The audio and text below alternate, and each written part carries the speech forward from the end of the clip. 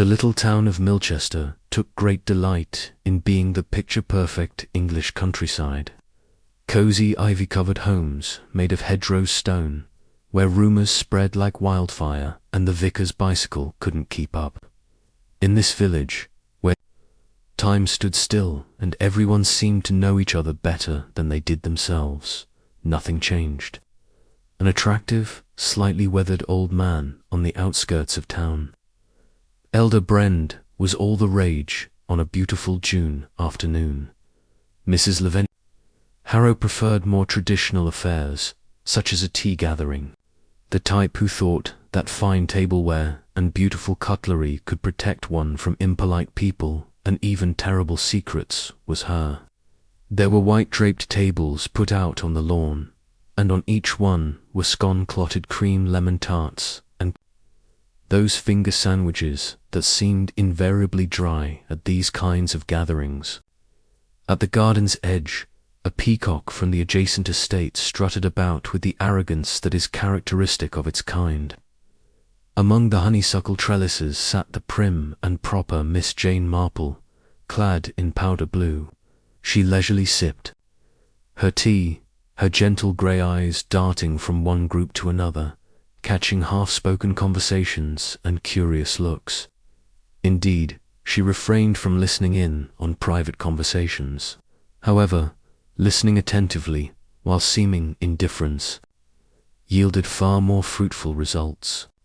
Colonel Redmine's wartime babbling was once again engrossing Mrs. Drackett as she ate her raspberry tart across the lawn. With a tight smile and somewhat too bright eyes, Lavinia Harrow nervously buzzed from one guest to the next.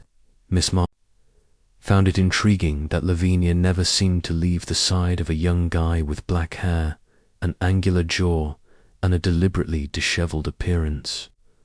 Willow Grange was rented by Mr. Felix Vale, a newcomer. There was something off about him. Milchester couldn't stand his refined demeanour. His gaze were barely met with a smile. "Please give the elderflower cordial a try, Miss Marple," Lavinia urged, her voice tinkling slightly. "That's very considerate of you," Miss Marple responded with a smile.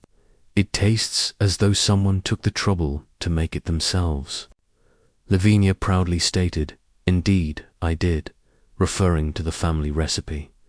Still, Miss Marple delicately stirred her cup. A little clove flavour lingers in the aftertaste. Lavinia blinked and then laughed too loudly. "It's unusual in elder. Wouldn't you agree?" "Oh no, I totally mixed up the bottles." My blunder. As Lavinia glanced over her shoulder at Mr. Vale, Miss Marple caught a fleeting glimpse of him and continued on. With disdain, "Absolutely not." The look was cold and measured, as if taking a reading, and suddenly it was gone. With his ever-desper-proving moustache. Local doctor, Dr. Penrose, and florist Iris Blythe's shop also served as the unofficial news. Exchange of Milchester were among the additional visitors who showed up. Topics of discussion veered towards the rectory's upcoming sermon and Mrs. Drackett's painful sciatica. "Did you hear about the row at the book club last Thursday?" murmured Mrs. Fletcher to Iris, changing the tone of the conversation from Felix Vale to Lavinia. "Oh my!" Iris gave a low, enthusiastic response. It seems like he levelled a very cruel accusation on her. Crying, she departed. Miss Marple avoided eye contact, but she did discreetly file the information away. The atmosphere had become delicately fragile by the time guests started to say their goodbyes as the sun set below the hills. There was an underlying feeling that something had become more constricted, but nothing was obvious. As she made her way home, Miss Marple's footfall was steady, and her thoughts were like the ancient mantel clock, gently ticking away. Was hit by a storm that night. Surprising and abrupt damaging downpour pounded the shutters. Rumbling thunder rumbled behind the hills. The lights in the village flickered briefly before becoming steady, and the following morning, Felix Vale's lifeless body was discovered slumped over the tea table at Willow Grange, with a face as white as chalk. The shattered teacup on his arm. Post your location in the comments so we can find out where you are solving mysteries with us. If you want to read more twisted tales, hit subscribe. Even more somber will be tomorrow's case file.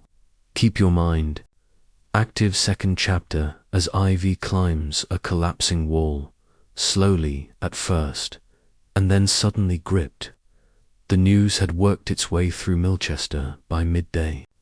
Not old age, not sickness, and not even one of those unfortunate but perfectly timed heart attacks that frequently followed scandal had claimed Felix Vale's life.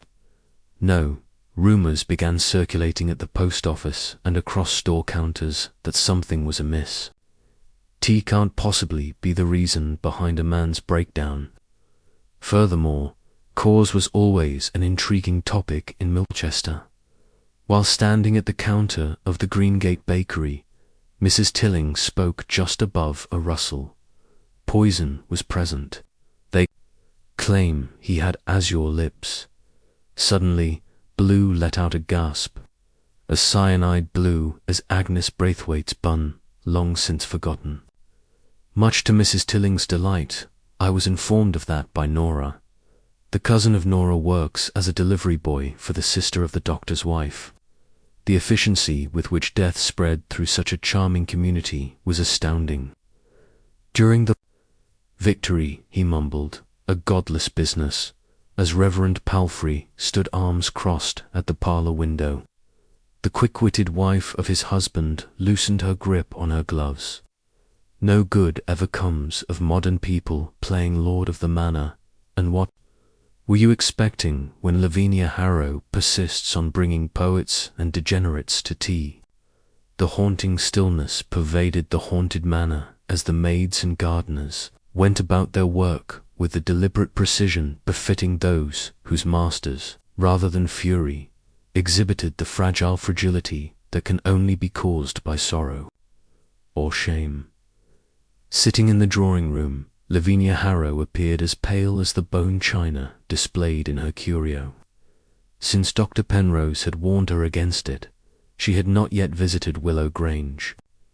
The police will want a clean scene, he had previously stated, and your nerves are best kept intact, Mrs. Harrow. Her response consisted of a disinterested nod and an uncomfortable obsession with one empty teacup on the serving platter. Even Miss Marple, who lived across the lane, had heard the news.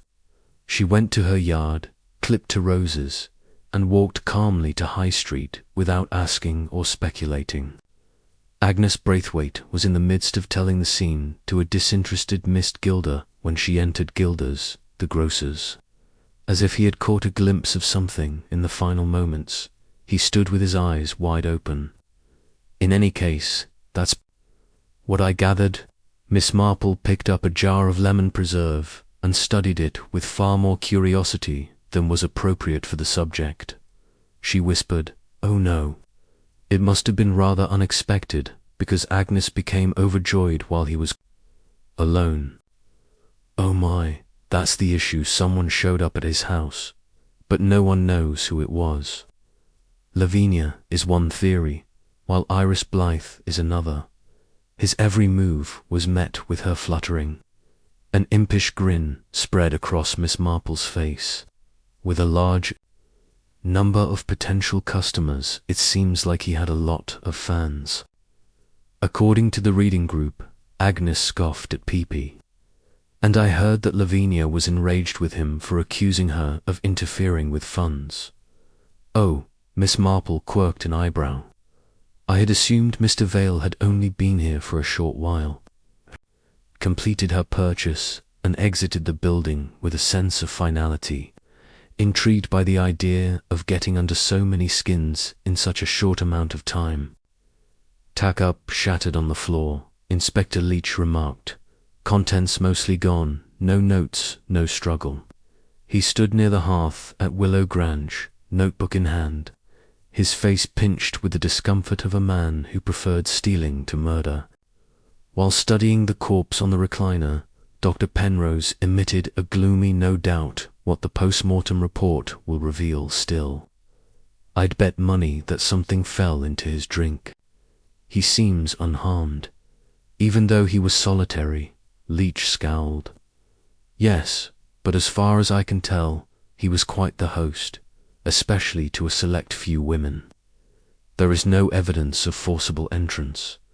Rear door was unlocked and front door was bolted. Leach muttered, "That's not unusual here." When the murderer entered the room and poured tea, it raised more questions than it answered. Iris Blyther's shop was a tangled mess of gossip and roses when Miss Marple dropped by. "Miss Marple," Iris said with a start, "I wasn't expecting visitors." Violas were held in the admiration of Miss Marple. Such lovely blossoms. It's easy to take their beauty for granted until a cold snaps them. Iris chuckled tightly.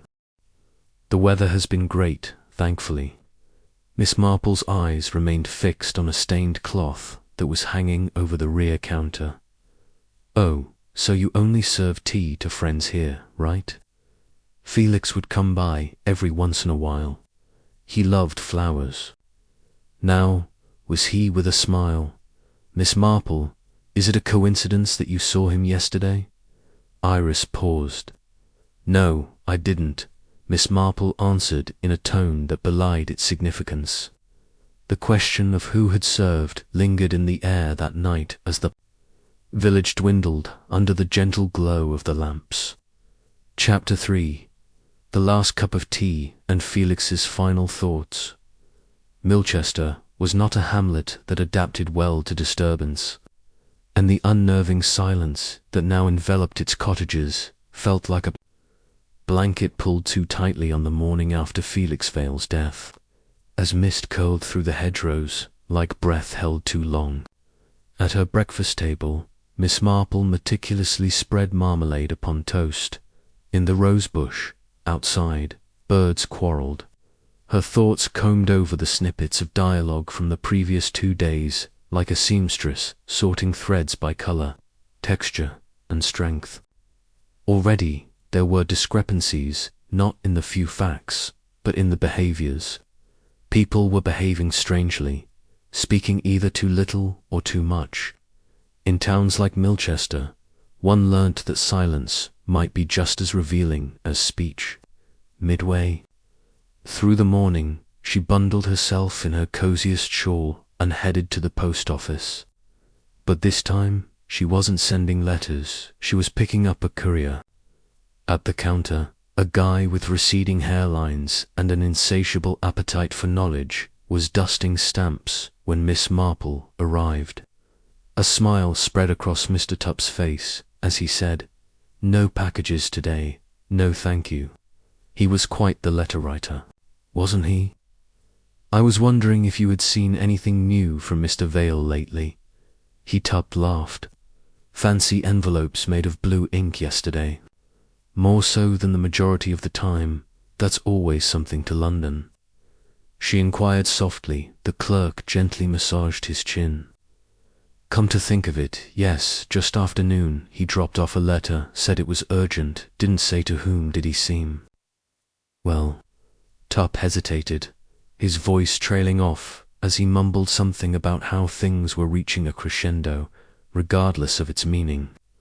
"Want to know?" Leslie Marble whispered, quite intrigued. Dora, the maid of Lavinia Harrow, was a girl with a big conscience, pale red knuckles, and an anxious disposition. She was always on the verge of dropping something. So she hurried to the churchyard from there, not out of any religious devotion, but because she had seen her hurrying there. Without a doubt, she discovered the girl perched on the bench beneath the umbrella, her hands delicately twirling a handkerchief. Miss Marple, astonished, Dora exclaimed, "Oh, I didn't see." "Pardon me," Miss Marple whispered softly, "but I was enamoured with the Clattis. They've done so splendidly this year, haven't they?" Dora smirked and said, "Yes, ma'am. I often find it helpful to talk, especially when anything weighs on the mind." After a moment, Miss Marple sat down next to her. Trembling, Dora chewed on. Her lip, Miss Marple nodded, but she knew that even if nothing changed, just getting it out loud made it easier to endure. Without speaking, Dora, suddenly, he found himself in the middle of an argument with Mrs. Harrow. Her wide gaze moved to a nod. As I retrieved tea from the kitchen the night prior to his death, I perceived its cries of anguish erupted as he accused her of ruining everything. She responded by saying she hadn't intended for it to escalate to this point. And finally, the teapot broke. Miss Marple's tone remained unchanged. It deviated from the norm. "I see that old Wedgwood set that Mrs. Harrow loves," Miss Marple whispered. "Dear Dora." While the girl wiped her eyes and departed, Miss Marple sat under the tree, her thoughts assembling fragments into patterns rather than conclusions. Typical behaviors that people exhibit when they are afraid, trapped, or feel guilty. Inspector Leach made an appearance in Elderberry End's yard later that afternoon. Lavinia received him on the porch, her demeanor composed and back straight. She had no more words to make. "Judge," she stated in a calm manner, "we have verified something disturbing, and I know what Mrs. Harrow is going through. Traces of aconitine were found in the teacup that belonged to Mr. Vale." With a pout, she recited aconitine. "I don't retain harmful substances, such as monk's hood, an alkaloid that is rapid-acting and has a bitter flavor. We have searched his medical cabinet and pantry without finding it, but he did agree that someone should use it." Lavinia brought her hand down from its hovering position above her neck. "Yes, you do believe someone brought it in." A delay ensued. "There was no murder," she insisted. His final word was a polite no, but someone had wanted him to keep silent, and you might be the only one who understands why. Even though Miss Marple's hip had been okay since Easter, that night she went to see Dr. Penrose anyhow, ostentatiously, to inquire about it. With a cup of chamomile tea steaming gently in her hands, she inquired, "You've treated Mr. Vell, haven't you?" The doctor had once mentioned that he had tapped ash into the fireplace to assist soothe a sprained wrist, and he had requested for a sleep aid. "I gave him laudanum drops, even though he didn't seem nervous." Her question was gentle. Would such substances interact with aconitine? Could make things worse, maybe, but if you're wondering whether this was a bad idea, the answer is no. No one would have brewed such bitter tea unknowingly. As she gently nodded, Miss Marple, the sour aftertaste, the heated debate over how far things had gotten out of hand, the broken Wedgwood teacup, and now an unexpectedly urgent letter. Miss Marple was starting to make out the shape of the truth, which was still obscure, but there like a shadow on the fringe of a curtain. Part 4 suspicion had taken root in Milchester by the following morning. Like silent but pervasive frost on windows, it clung to conversations and threatened to spread. At any moment, no longer was Felix Vale only a face in the tenant roster or a passing acquaintance at the local Tays. He had become the focal point of everyone's unease, and the community needed an excuse, as usual. The first name stood out at the Red Fern Inn, where residents huddled together in whispers above curling tobacco smoke.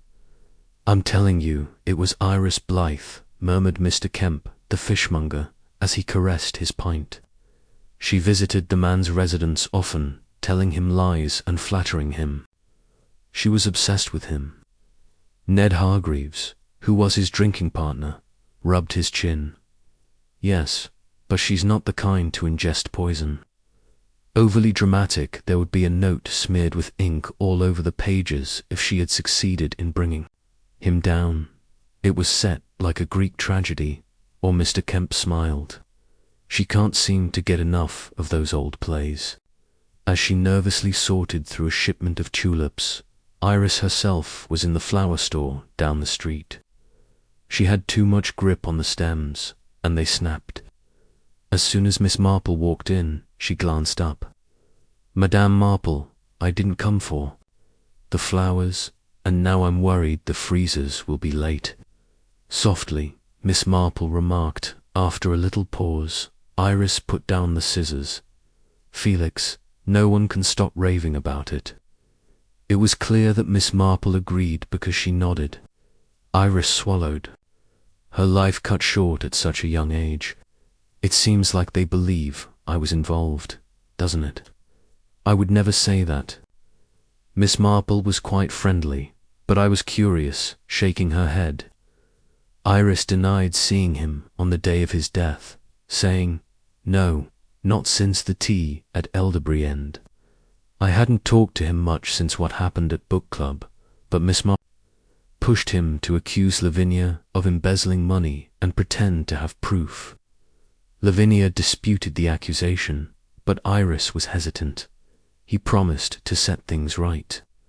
Miss Marple let out a low sigh, which caught my attention because I had assumed he meant to confront her. "He never showed you this evidence, but he did have a small notepad in his coat and scribbled in it often." That was quite an unanticipated. Miss Marple did not buy any flowers before she left. She made her way to the police station after passing the bakery and the park where kids shot hoops. Inside, Inspector Leach stood by a board amidst images and scribbled notes. He appeared exhausted and expressed his hope to meet you. "You've got that expression again," he said. "Is that the expression that signifies you've observed something unique that no one else has?" With a subtle smile, "Miss Marple, you think too highly of me. All I do is listen more than other people. Lately, I've been considering the notepad that Mr. Vale allegedly kept hidden behind Leach's ear. I checked him thoroughly, but I couldn't find anything. No coat, no notebook, and no coat hook. Someone took it," she casually remarked. "Limerick." Sighed, "We're chasing shadows," he nodded, and half the hamlet had good reason to despise Lavinia Harrow for a number of reasons. Still on the estate, but she has legal representation. Paused. Miss Marple, the inspector, squinted and asked, "What about Dr. Penrose?" "The physician who verified the poisoning, indeed, but that in no way rules out getting involved. Penrose seldom fraternizes, but I'll speak with him about whether or not he was on good terms with Mr. Vale." Miss Marple's Thursday dinner at the vicarage was that night. I had a chat with young Dora, and the vicar's wife mentioned something when passing the potatoes, which was different from her normal rambling and disapproval of most modern things. Clearly, she is distressed. That night, Miss Marple's fork froze, and she swears she saw someone go out from behind Willow Grange. Could you tell me who she was unsure of? Claimed to be a towering individual clad in an extensive fur blanket. Lavinia is not much too tall for Iris. This one limped along. Without a shift in her demeanour, Miss Marple tucked that away. A slow Major Allerton was the only hamlet resident she could remember having such a gait. Retired military sharp-tongue and not very fond of new residents, something else sparked in her recollection for the time being, though, and she ultimately chose to visit him the following day. Why feed someone you hated from a broken Wedgwood teapot? Especially because it was a special one that Dora had mentioned. Unless you never intended for him to drink from it in the first place. Section 5. The morning mist had barely cleared when Miss Marple passed through the iron gate of elderberry farther along the gravel path. Her boots made a gentle crunch. The sky overhead threatened drizzle, but her mind was clear. She had requested a visit under the premise of returning a borrowed book. The Water Babies, of all things, which Lavinia Harrow had previously lent with mild scorn and a sharp warning against its disconcerting whimsy. She was silently led in by the maid Dora. Despite the late hour, the drawing-room was dim, and Lavinia sat by the window, her half-drunk cup of tea resting next to her plate of unfinished pastry. "Miss Marple," she murmured, her eyes fixed on the plates below. "I expect you've come for answers. I wish I had any." "I came to return your book," Miss Marple remarked, casually setting it down on the table, "and to see how you're holding up." "It sounds like a lot of work." A tiny, dry laugh escaped Lavinia. "I'm facing accusations of manslaughter. Challenging is an understatement. I haven't heard anyone officially accuse you of anything." Miss Marple leaned delicately into the recliner. "Across from me, your Wedgwood teapot has been on my mind." Lavinia was captivated by that. Her eyes swept across the one that broke during your quarrel with Mr. Vale, continuing. Miss Marple Dora gushed that it was a treasured heritage from her family. A silence ensued as Lavinia spoke gently. "I didn't serve him tea." She then clarified. "Yes, my mother's." Despite their recent argument, Lavinia insisted that her mother's teacup had been used to serve someone. Everyone appears to be confused by that. "I had no idea he had returned to Willow Grange until he came to my house, and I refused to let him in. However, this is where the dispute arose." "Yes," she said, "but the tea came later. I don't know who brewed it." "I didn't miss." Marple rose and crossed to the sideboard. The lidless sugar bowl, which was otherwise ordinary, rested among other pieces of silver and porcelain. Taking it in her hands, she inspected the base. Around the bottom was a small stain, not sugar, but a coarser, grainier, discolored substance. "Is this one that you use frequently?" Shook her head. Lavinia said, "That was part of the Wedgwood set. It hasn't left the dining room in years." Miss Marple offered a quiet hum and set it back. Major Allerton tended to his roses with almost military discipline in the garden behind the church later that afternoon, and she went there on foot. As she drew near, he looked up to catch the aroma of soil and crushed leaves. "To find out whether I've accidentally poisoned somebody, Madame Marple." Though your name has surfaced, her response was far from spectacular. "Can you tell me the stories about Dora's ghost?" According to her, on the night of Mr. Vale's death, a tall man wearing a lengthy coat was seen leaving Willow Grange. He limped ever so slightly. "At the inn that night, I asked Hargreaves to straighten me out, and I departed after 9. I walked back alone. Miss Marple, of course, didn't push the issue. All she did was grin." He moaned, "Unlike this terrible town, your roses are thriving." The Major murmured under his breath, "I always knew Vale was trouble because he stirred up situations in which he had no business." Vale enjoyed both asking questions and giving the impression that he knew the answers. The remarks lacked any emotion, not even rage or sadness, and they were utterly inappropriate for the haughty little rodent. "I suppose you never met his solicitor?" Miss Marple let it settle before turning. "I've never had the pleasure of Witherpaws." She spoke interestingly. He had sent a letter to London by express service on the day he passed away. Allerton's jaw twitched. What a strange turn of events. Could it be that he actually had the answers and sent them out at the last possible moment? Inspector Leach showed up at Miss Marble's cottage that night clutching a small envelope. The Major remained silent.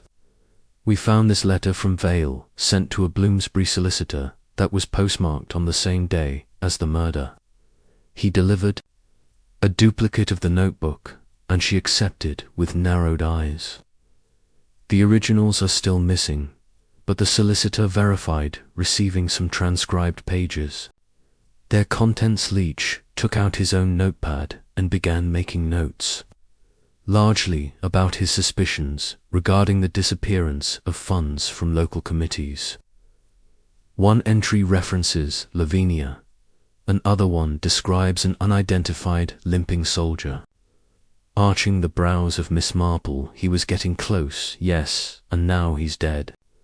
Gradually, she gave a nod. What about it? I believe it was moved, the sugar bowl inspector asked. Blinking, Leach moved, then someone else came into Elderberry End. Used the bowl and prepared the tea here, not at Willow Grange. Yes, from the sideboard to the tray. But Lavinia didn't serve that tea. A faint glimmer emanated from the embers as Miss Marple turned her gaze towards the hearth. The murder was well planned, and the assailant anticipated Felix's return. Even if just a dispute with Lavinia, the inspector was waiting for the tea and the poison, too. Darkness spread on Leach's face, so the murderer intended for her too. Unknowingly serve it right. He locked eyes with the Marple. Not all traps are laid with rope and bait. Some are brewed, stirred and poured with the finest porcelain, Chapter 6, by the end of the week. Elderberry End no longer felt like a home, but rather like an unanswered question, silently observing the village below. With the exception of Fedora, who stayed out of devotion rather than employment, Lavinia Harrow acted as if she were a ghost. She had dismissed her staff. Although they hadn't fled, the people lingered on the edges like uneasy bees around a hive. Deepening theories blossomed in corners and under breath at the grocer's, at the post office, even during evening prayers. As before, Iris, Lavinia, Dr. Penrose and Miss Marple were attentive listeners. Dr. Penrose had agreed to speak, but his expression betrayed more reserve than enthusiasm as he motioned towards the chair. So she dropped into the surgery late that Friday afternoon. According to Miss Marple, you're here primarily to discuss Felix. I was hoping you could tell me how frequently you recommend conatine. I don't ever, he blinked. This isn't something you'd find in a modern pharmacy. The adverse effects are serious. But any licensed pharmacist could sell it to you, Jess, not at a level that would be acceptable for recreational use. She gave a subtle nod, allowing a little pause for silence. Does Felix need your help with anything else? Anything that requires more privacy with some reluctance? The doctor inquired about laudanum. I mentioned that earlier, said he'd been getting nightmares. I believe his agitation had something to do with guilt. Thought someone was watching him, raising an eyebrow. Miss Marple, he stated it plainly. I did inform him that paranoia can be a symptom of other issues. Restlessness, however, he claimed to have been the target of threats. His door was found to be covered in anonymous notes. He appeared very troubled, but he did not reveal the laced fingers of Miss Marple to you. Returning to the street, the air seemed heavier, not due to the weather, but rather to the things that were left unsaid. Later that night, she made a second visit to Iris Blythe's store. Less glossy and more brittle. Florist this time around, your persistence never wavers, a grin that didn't quite stay on. Iris's face as she spoke, who needs the police? To pursue those who don't want to be pursued. Miss Marple's response was gentle. After I inquired, I saw that Iris had placed a vase of flowers on the table. Tell me, what have you seen that keeps you from getting enough rest? Out of the blue, Iris blinked. What gives you the right to claim that you've cut those stems unevenly, which is something you never did before, and that there are dark rings beneath your eyes? After Iris let out a breath, he proceeded to tell me something. He claimed to have found out anything new about Lavinia a week prior to his death. He threatened to expose her at the upcoming parish meeting, but he never followed through on his threat. I told him she wasn't the kind to forgive or forget, so I cautioned him against pushing the issue. I thought she was the one who murdered him. Miss Marple tilted her head. Iris felt someone trying to get him to be quiet, because his hands were shaking. Another revelation awaited the villagers the following morning. Added to the pile of anonymous notes left on the church door, did not sign it, swept across milk like wildfire on parched grass. Inquire as to the doctor's whereabouts that evening. As the sun began to set, the formerly impeccable reputation of Dr. Penrose began to tarnish. He stayed collected even when the vicar's wife appeared at the surgery. With a faked toothache and an ear for gossip, I was home that night, he responded firmly when asked, reading alone. Yet nobody noticed you, Miss Marple inquired afterwards. Unflinchingly, he met her gaze. No, but that doesn't mean I was poisoning patients. She nodded and said, no, but it does imply that someone in the town hopes you might elderberry end. Upon hearing the news of the letter, Lavinia sat stiffly with a cherry in her mouth. Someone is playing a game, she said, and we're all the pieces. Her gaze swept across the lawn, where the shadows of previous tea parties now hung like stains. Miss Marple was of the same opinion. When she got home that night, instead of thread, she found a tiny envelope concealed among the spools in her sewing basket. The item contained a piece of torn paper that had been taken from the edge of Iris's waste bin. 3 days before typed phrases abound, but he is aware, put an end to his use of the same typeface and spacing. It was clear that the letter's anonymity was a facade. After giving it a brief look, she carefully folded it and put it away. This was no longer about community secrets, it was about who was willing to kill to keep them buried. Part 7. The small town of Milk was transformed into a masked theatre by Sunday morning. Courteous nods disguising sharp looks, invitations handed out with a fearful tremble, and each discussion overshadowed by the silence that followed Dora, the maid at Elderberry. End was the one who listened in on the debate and brought up the Wedgwood teapot. She remained loyal even when the other employees discreetly left. No longer her room remained undisturbed, and she failed to show up for breakfast. No one slept on the bed and her tiny suitcase was missing. The remaining housekeeper insisted that she wouldn't just leave, while Lavinia Harrow stood in her doorway, arms crossed over a silk dressing gown, and watched Inspector Leach with icy detachment as he questioned her. She's timid as a rabbit, and yet her things are gone, Leach mumbled, adding, and no one saw her leave. No, sharply, Lavinia retorted. Since Felix's death, this house has felt like a stage for gossip, but isn't that predictable? It was at this point when Leach looked across at her. You didn't hear her depart last night, and she brought up my tea and said good night at around 10 o'clock. When was the last time you saw her? Iris Blythe had relayed the news to Miss Marple, who showed up shortly after with a tone that swung between worry and curiosity. Her disappearance without uttering a word, Iris had whispered, I warned you something else would happen.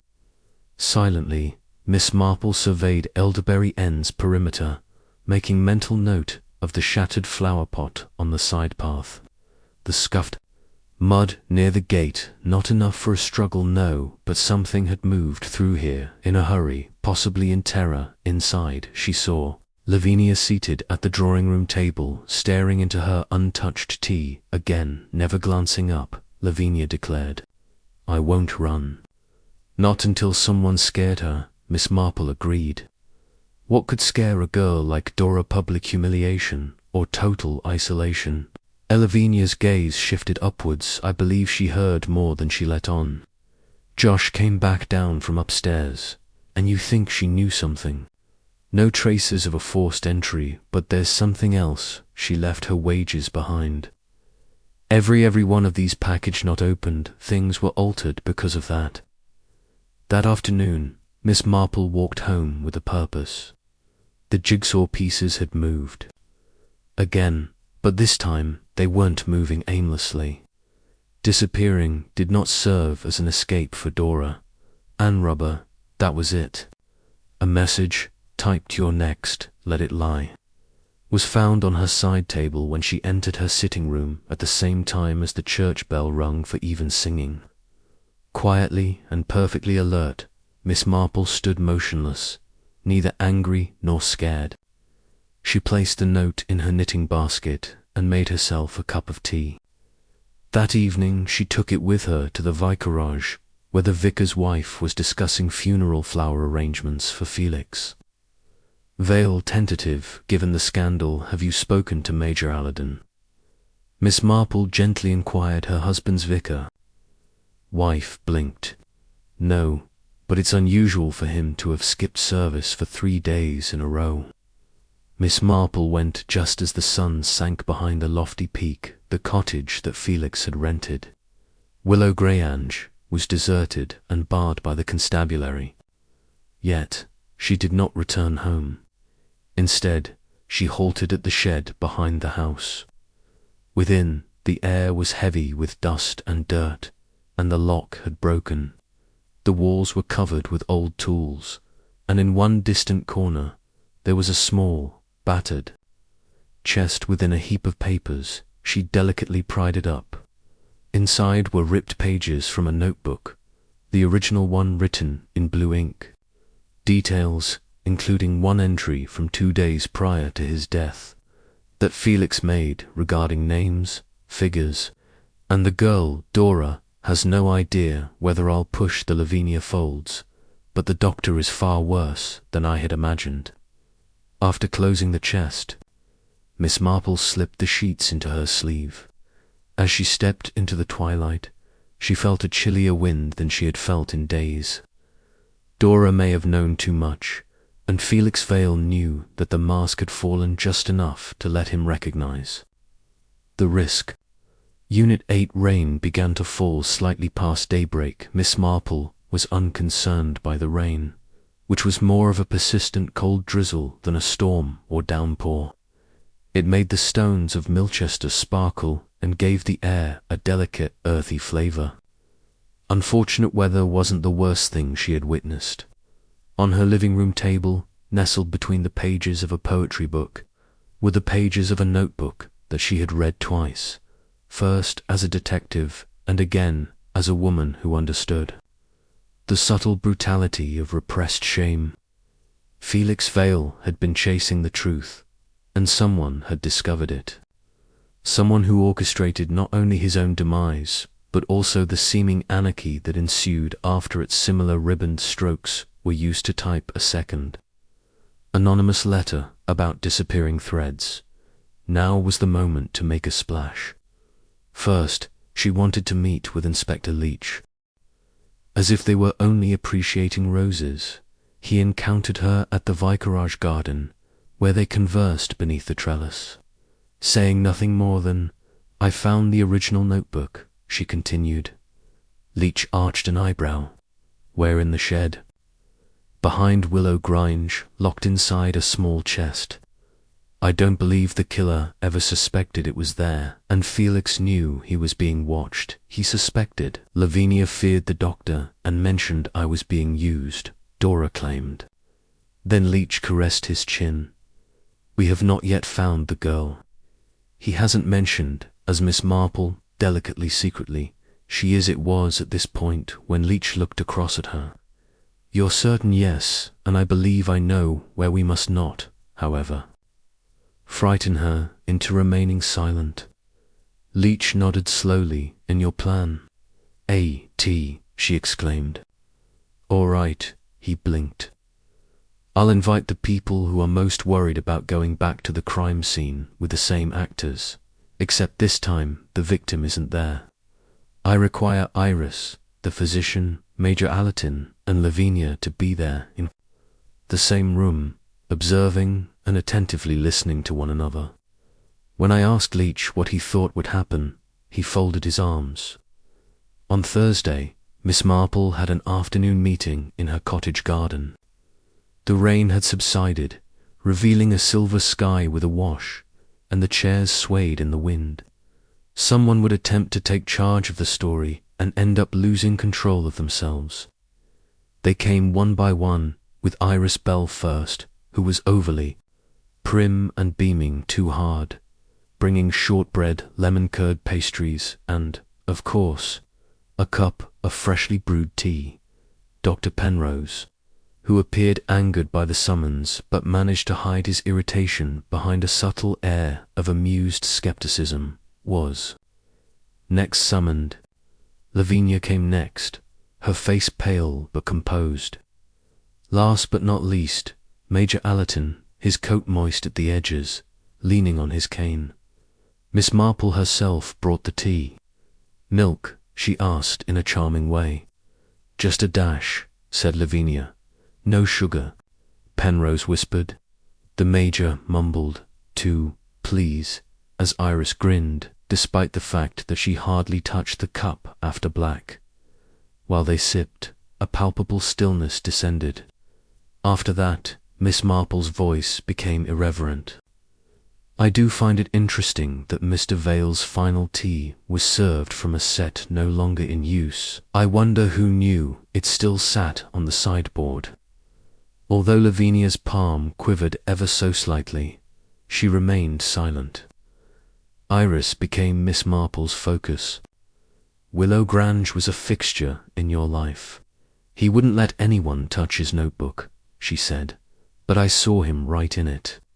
Somehow, it ended up locked away behind his cottage." Her gaze shifted to the Major. "The property was once yours, wasn't it? Then you would have heard of the weathered chest in the barn long ago." In the midst of his drink, he stopped moving. Even if it was brief, it was all it took.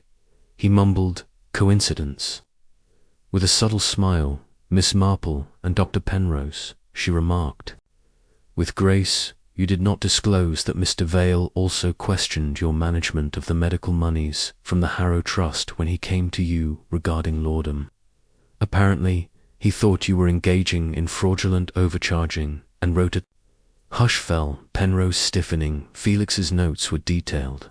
Miss Marple continued, "Despite the absurdity of the situation, he even tracked down invoices that were signed by someone else, yet arrived at your office, as well as minutes of meetings and anomalies in supply orders that were handwritten." Penrose remained rooted to the spot. "Defamation, not a tea party, is this, isn't it?" Miss Marple's demeanour was composed throughout, but then again, only someone truly terrified of exposure would go to such measures to solve the problem, to silence him, to terrify Dora, to deliver warnings scribbled on the same paper, used in your prescriptions, peering at her frail face. "Penrose, prove it," he said. "No need," Miss Marple remarked as she sipped her tea, "because I believe you just did." He turned as if to depart, then stopped cold. She added, "Dr. Penrose in the back garden at Willow Grange." Dora stood at the garden path, her hair tucked back in a poncho, her face flushed with nerves but no longer hidden. "I was invisible to him. I was hurrying back to return a book that Mr. Vale had loaned me when he realized that Penrose's shoulders had drooped, and the resulting stillness wasn't vacant either. It was final. Section 9. No one budged for what seemed like an eternity after Dora's voice pierced the silence of the garden. From the hedge behind her, a gentle rain fell. The teacups on the table sat untouched, forgotten in the oppressive stillness. The mouth of Dr. Penrose briefly opened and then shut. His normally unshakable hands quivered slightly, revealing his vulnerability. He raspily exclaimed, "She's lying." Without a quiver, Miss Marple, Doreen, is multi-talented, polite, quiet, and unassuming, not dishonest. The misinterpretation of her vision led her to incorrect conclusions. "She saw you in Felix Vale's back garden the night he was poisoned," Miss Marple whispered, "and she saw you again later outside Elderberry End. Someone had shifted the sugar bowl. You constructed the scenario to imply that Lavinia had done it using the Wedgwood teapot. Penrose shook his head. What utter nonsense. She leaned forward. Was it Miss Marple? It was your intention. You were exposed to Felix Vale's evidence of your abuse of the trust fund. Con artists preying on the public while posing as volunteers. Your license and reputation were on the line, and I told you to give him everything. Lord Penrose said. Our communication ended there. Miss Marple gently corrected. You granted him laudanum so you could observe his actions and gauge his level of suspicion. However, you had to move swiftly when he became more courageous and threatened to speak at the parish meeting. Finally, Leach, who had been standing in the doorway's shadow, moved forward. He grimaced and continued, We have your prescription paper.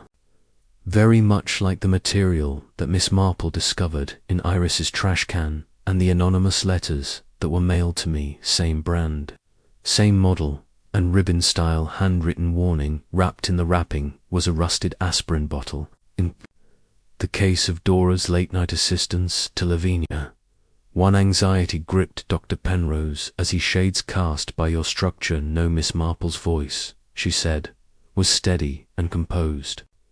You no longer approve of the reflection in the mirror, Doctor, and we're holding it up to you. After shifting his gaze to Lavinia and Iris, he returned it to at the gate where Doris stood motionless, pale and unmoving. He acted haughtily. Finally, Penrose mumbled something about how he believed he was smarter than the rest of us, all the while making charges and taking notes. His alleged Marple, missed gently. He was astute without being reckless or nasty. Did he not approach you first? He offered you an opportunity to quietly confess, but you chose not to. Grindstones crunched under Penrose's feet. You wanted the blame to fall naturally, so you used Lavinia's home, teapot, crockery, and everything. Continuing, Miss Marple, plus, you scared Dora into staying quiet. Motivated her to flee once she realized she might have unknowingly assisted. The hedges were rustled by the wind. The clouds parted, and I realized my sole intention was to make him sick. In a low voice, Penrose, it was unexpected for him to die. However, he did say, voice of the leech, and up until this point, you made no noise whatsoever. I suppose this is the part where you arrest me, Dr. Penrose said, slowly turning to face the inspector as he nodded. The way he put it, I think it is. Nobody said a word as they escorted the doctor out. Untouched on the platter were the lemon tarts and the teacups. The only sound in the garden is the patter of shoes on damp stone. Dora hesitated before moving forward next to Miss Marple. Lavinia Harrow finally spoke up, her gaze set on a faraway location in the garden. He used me, she whispered, once to carry the blame and once to serve the tea. Miss Marple gently reassured her, saying, You did the right thing. You were braver than most.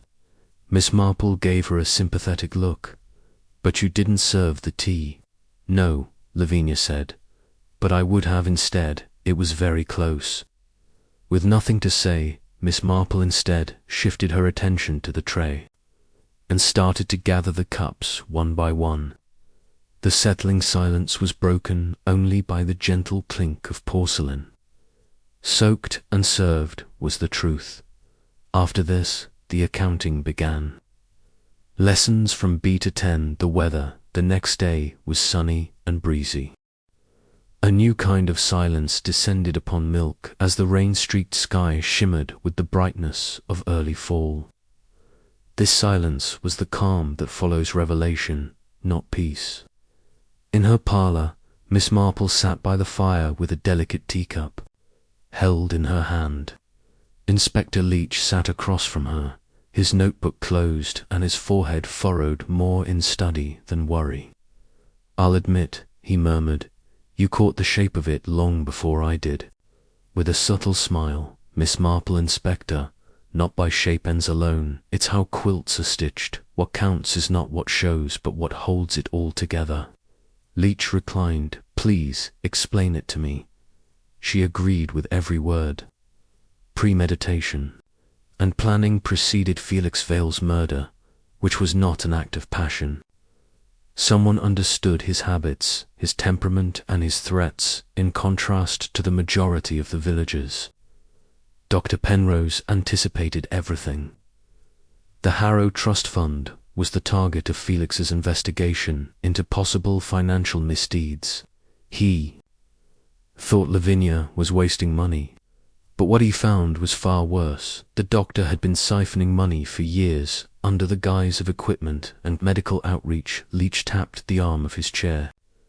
We discovered the doctor's signature on all of the amended invoices. His handwriting is identical. Continuing, Miss Marple, in an effort to buy Penrose some time to calm down. Felix, he confided in Penrose about it in the hopes of getting a resolution. But Penrose poisoned him out of self-preservation rather than confession. A yes from Miss Marple was eventually forthcoming, but not right away. He had already attempted to intimidate Felix with anonymous threats, nebulous implications of danger, and attempts to discredit him in conversation. He had even gone so far as to manipulate Dora into doubting her role in the home tea service. As she listened in on Felix and Lavinia's argument, she brought up the Wedgwood teapot. Penrose seized on that.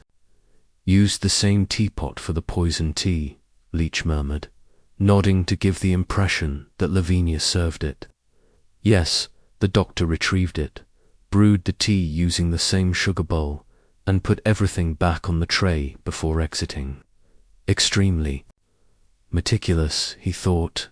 Lavinia would bring it the next time Felix dropped by. And if she didn't, he intended to sneak up on Felix afterwards. The poison was definitely floating around. Felix passed away at Willow Grange, not Elderberry End, despite Leach's disapproval. Lavinia had turned him down that morning, so he went back to his cottage, and Miss Marple nodded in agreement. And not long after Penrose had visited him in order to complete the task, Leach offered him a cup of tea, possibly as a gesture of reconciliation or because she knew Felix wouldn't question her. Either way, Felix drank it and Leach let out a long exhale. Dora, who saw him vaguely but with enough doubt to drive her to flee, believed she might have helped or failed to prevent it. The letters were typed on Dr. Penrose's office paper, and he sent them anonymously, trying to divert attention away from himself and onto Lavinia, Iris, and even me. He attempted to shatter the suspicion. It was almost successful. Leach gave Penrose another nod, but this time he couldn't locate the notebook. In a rush, he searched Felix's house, but he failed to notice the chest in the shed where Felix had stashed the original pages. As a precaution, he sent a partial duplicate to his attorney. He did, in fact, cover his tracks until he couldn't, and Leach let out a brief laugh that was more bewildered than amused. Looking down into her tea, Miss Marple Penrose was powerless to fight the control, as is common for villains whose consciences betray them. He inserted a message into Iris's trash can and used Dora's aspirin container, which bore a striking resemblance to his typewriter ribbon design, in an effort to avoid raising suspicion. Tiny stuffed details, an approving shake of the head was given. By Leach, everything about it is astounding. It's just the way people are. As Miss Marple delicately people think in loops, even when they lie they leave a thread behind. He stood up to retrieve his cap. And the village, he said, do you think it will move on? Oh yes, she said, but not in their original form. Truth always leaves a bruise. Inspector continues to be used even after the patient has healed. With a polite nod, he departed. As she sat in her chair, Miss Marple watched the firelight dance on her silver teapot. Despite its age and a few dings, it had been much loved. Dora, her coat just hung and her eyes brighter than before, walked in through the rear door as she poured herself another cup. Missing out on days indeed, Miss Marple smiled and remarked, "Let's have a non-lethal one today," and Milchester felt a slight lift in the air for the first time in weeks. After the arrest, Milchester whispered something in Chapter 11. There were no public proclamations or sermons condemning evil doing. The local daily did not publish any triumphant headlines. Quietness was more valued than showmanship in the village. People still walked more carefully across the green, spoke less loudly in stores, and exchanged longer, calmer looks now that the culprit was in prison. It was contemplation, not relief, that brought about the subsequent calm. On that particular afternoon, Miss Marple sat by her window, needle and thread in hand, but her mind was elsewhere. Underneath the old tree, two kids hopped from one side of the road to the other, skipping stones. Inside, Dora brushed a bookcase and stopped when she reached the water babies. A dog barked once before going silent. Before looking over at Miss Marple, she caressed the cover. "Mr. Vale, do you believe he would have been able to forgive me?" Looking up, "Miss Marple, why did I wait so long to speak up?" As a means of concealment, Miss Marple laid her knee on her lap. "Dora, being terrified doesn't make you deserving of forgiveness. Finally, you made the correct choice. It's important for that." Dora seemed uncertain as she nodded. Among these always repercussions, even when justice is done, especially then, because people begin to see each other differently, Miss Marple added softly, "Old assumptions no longer hold trust once cracked takes time to mend." Breaking the silence was a rap on the door. Lavinia Harrow was the one. With her gloves tightly clutched in one hand, she asked, "May I come in?" Her voice, even though it sounded dignified, she wore a darker shade of green than usual. "Sure, Dora. Could you please bring in some tea?" Miss Marple asked as she stood up. After the maid had left, Lavinia resumed speaking. "In addition to conveying my gratitude for her words, I am writing to inform you that Elderbury End will be sold." I blinked. "Miss Marple." "Oh, I certainly won't be able to remain despite everything that has transpired. I can't stop thinking about that morning, the teapot, the tray, the complete absurdity of it all, and the unwitting danger I was in." She hesitated before continuing, "I'll be departing for Bath at the month's end. See, my sister is over there. The house will miss your presence, and I think it's time for something more peaceful." In a soothing voice, Miss Marple, that hollow smile of Lavinia's is something I'll miss, but it's become something else now, a memory I'd rather leave behind. Until Dora came back with the tray, they sat quietly for a while. Almost as an afterthought, Lavinia glanced over to Dora and murmured, "I'm sorry for how I treated you, for not asking if you were frightened." Dora's broad eyes expanded as she whispered, "Thank you, Mum." The house felt quieter when Lavinia left, but not empty.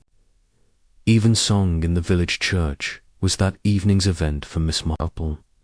The quiet and timid organs sat softly in sparsely packed pews. Iris Blythe was sitting alone towards the rear, she noted. Her posture was stiff and her clothes demure. Following the ceremony, Iris went up to her in the aisle. She stated, "You knew," her tone devoid of accusation. Miss Marple said, "I had a feeling, but she had no idea it would turn out this way." "I'm glad it's over," remarked Iris, "but now that it is, I find myself angry, not just with the doctor, but with Felix too." "Oh, He played with our emotions like a toy, caused a commotion, and then abandoned us to pick up the pieces. Despite his lack of malice, he acted recklessly. Marple gave a subtle tribute. Haste, while armed with facts, is just as risky as haste when told a lie. Iris was unsure. Am I going to be severely punished if I express my relief? With a subtle smile, Miss Marple, as far as I'm concerned, you're totally normal. A letter from Felix's solicitor to Miss Marple caused a last wave the following morning. There was just one page of Felix's meticulous script inside. Miss Marple is the one I can rely on to see things through if they happen to me. It was acknowledgement, not flattery.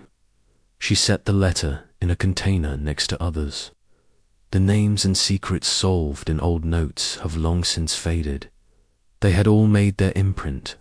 This time, though, was different.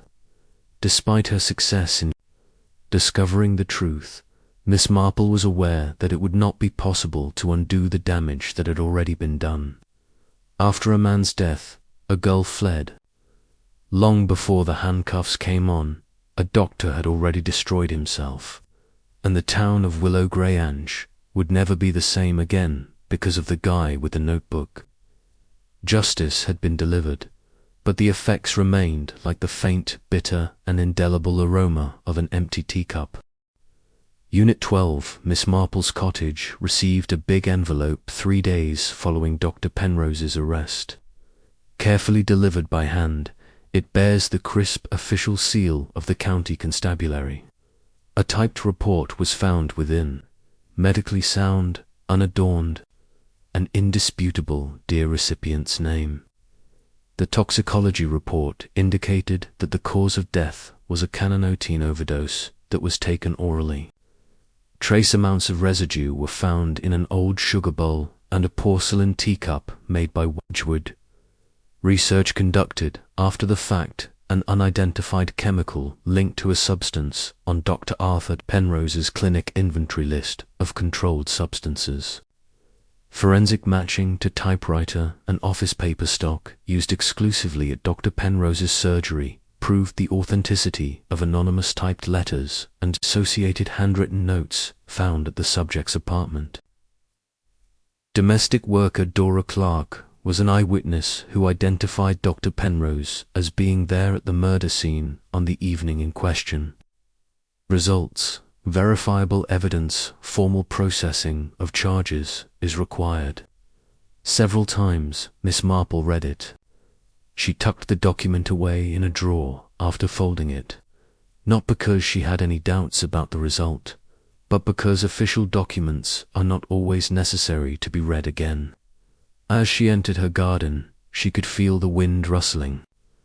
The final blossoms of the season, the dahlias swayed softly, her burden damp with time and rain.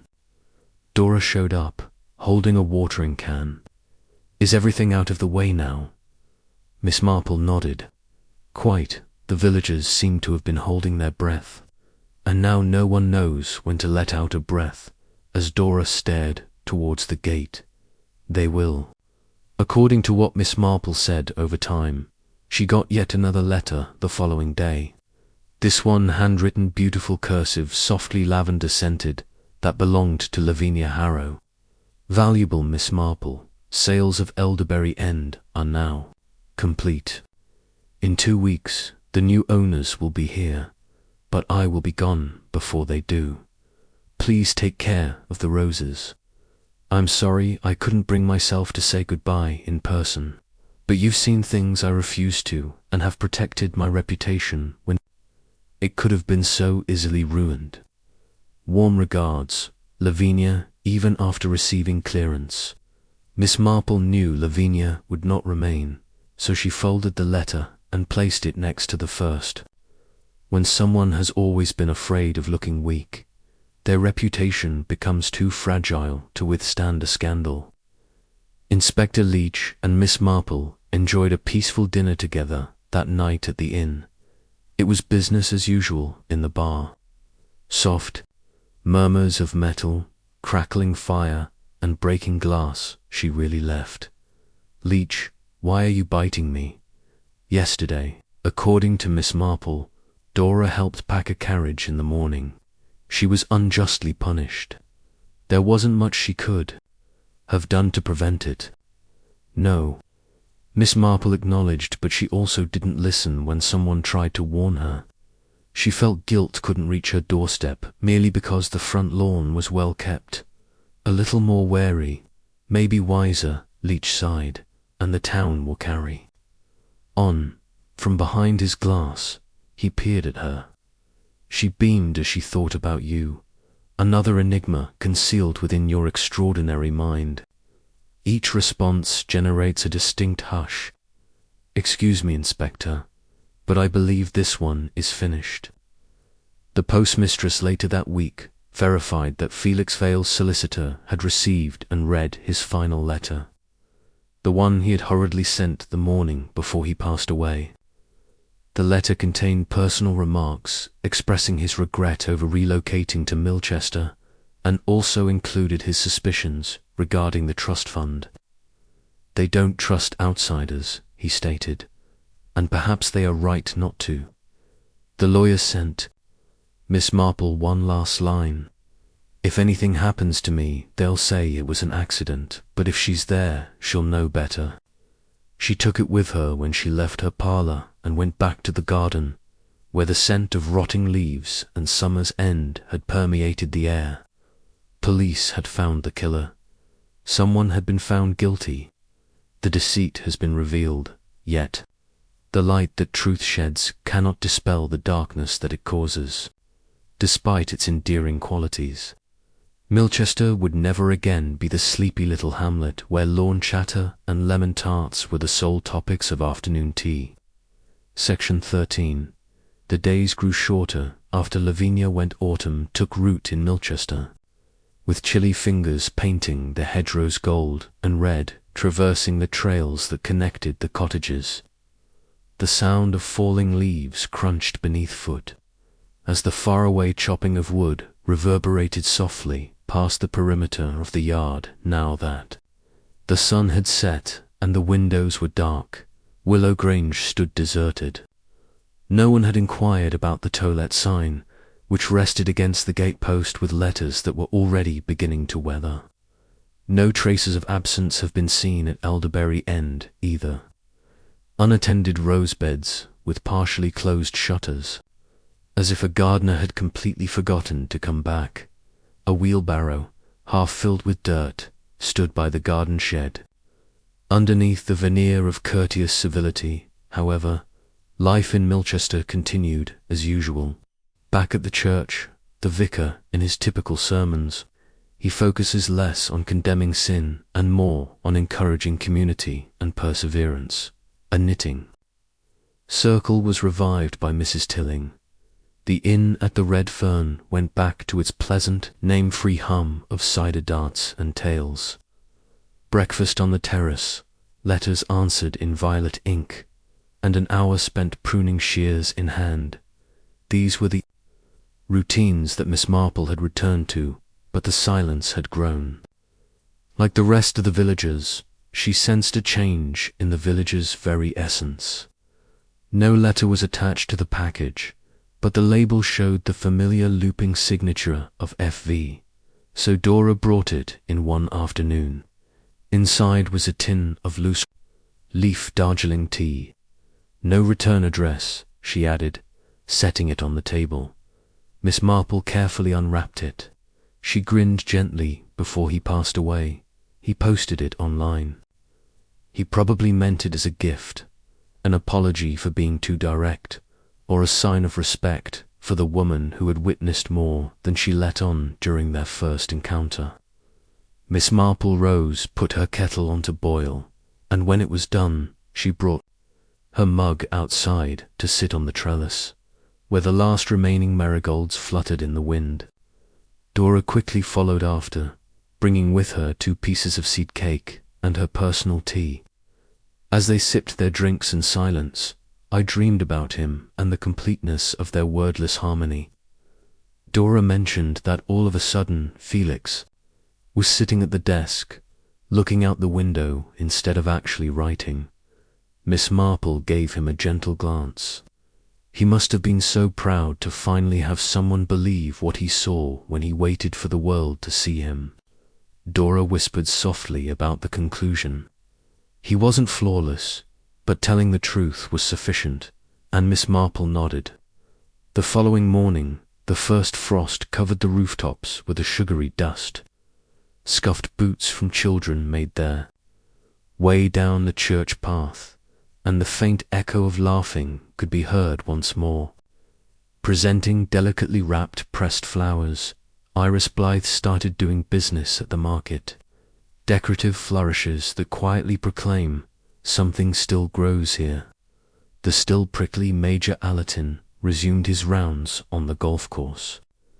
Dr. Penrose's name soon disappeared from conversation, and no one brought up the sentencing, even though everyone was aware of it. In the aftermath, he had said very little, but he was seen chatting with Dora warily, almost remorseful. Like a last bell toll, it lingered in the air, resonating only in private. As night fell, Miss Marple delicately arranged her teapot collection. On the kitchen shelf, her attention lingered on a pale blue Wedgwood, a present from a long-lost acquaintance, which bore a striking resemblance to the one at Elderberry End. She took it up, looked at the rim, and grinned. Then she put it back on the shelf, turned out the kitchen light, and went to sleep. It had been sitting unused for years. Once again, the village sighed in the subsequent calm. It was finally over. Time was spent on the clues, as with other villages. Milchester has changed over the years, but behind lace curtains, above garden gates, people still gather around parlour tables in an atmosphere of kindness and curiosity, knowing that even evil can put on gloves and offer sugar with their tea. But as long as someone like Miss Marple listens silently in the corner, justice will find a way, eventually.